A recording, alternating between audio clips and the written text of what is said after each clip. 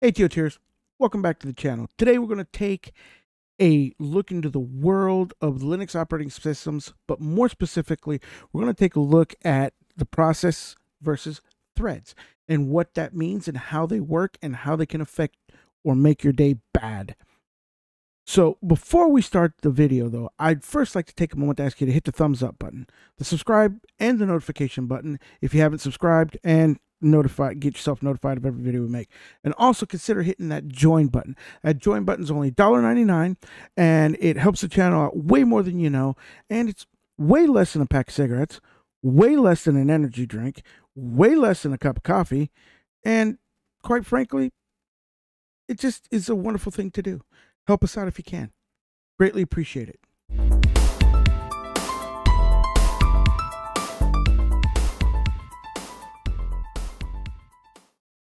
All right.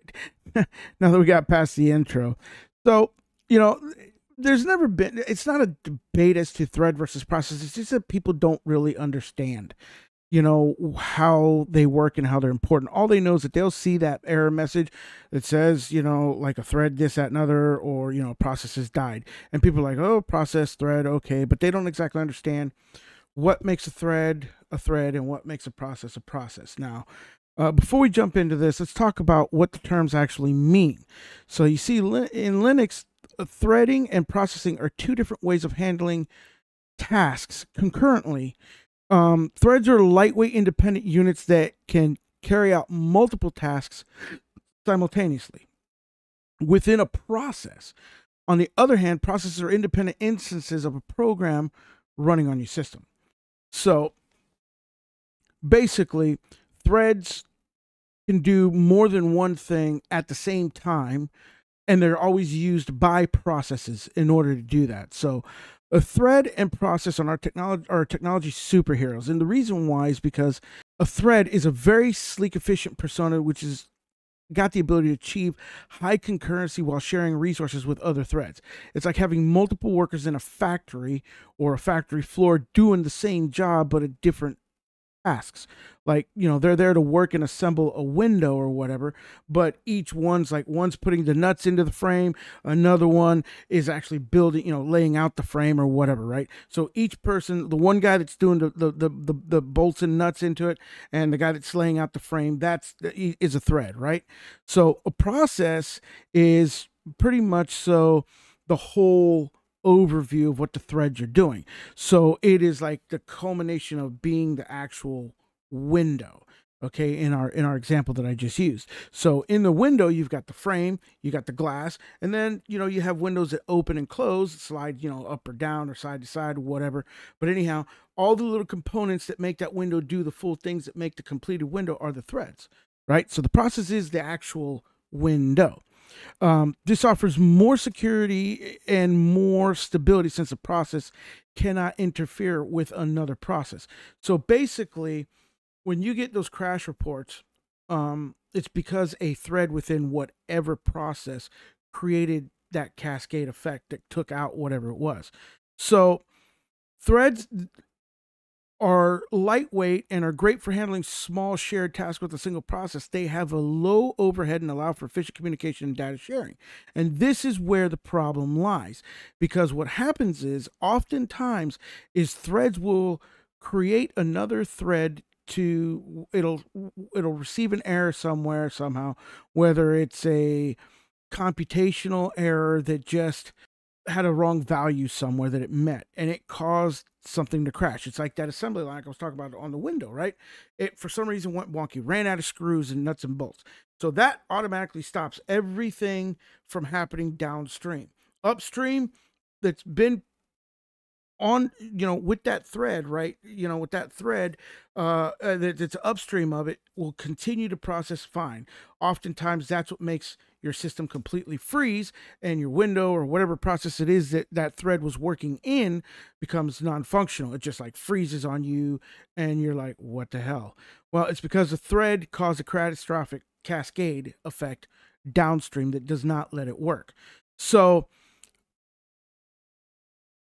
when that happens, oftentimes it will create you to 9 times out of 10 freeze, and you got to kill that process by going into like either an H top or a B top or whatever, and you just kill that process, and then you could restart the process up. Now, if that thread, because what a lot of people don't understand about threads, like it's kind of like a factory, right? You got to get the supplies to build the windows, like the metal framing for the window or the nuts and bolts, whatever it is. Thread that is in that needs, you know, to have that stuff goes to the same place that other threads go to get that kind of stuff, right? That information, right? So basically, you could be running two processes that are different. Like you could be running like GIMP and you could be running like OBS Studio. Both of them use video threads to make the video graphics appear and do those kind of things. Well, that's a shared thread that goes between two processes. If that same thread has a fault within it that creates a catastrophic failure within it and causes it to not work, it will crash the threads in both those processes. So you could see both processes actually freeze. That's why you can have a whole desktop environment freeze, because one thread crashed.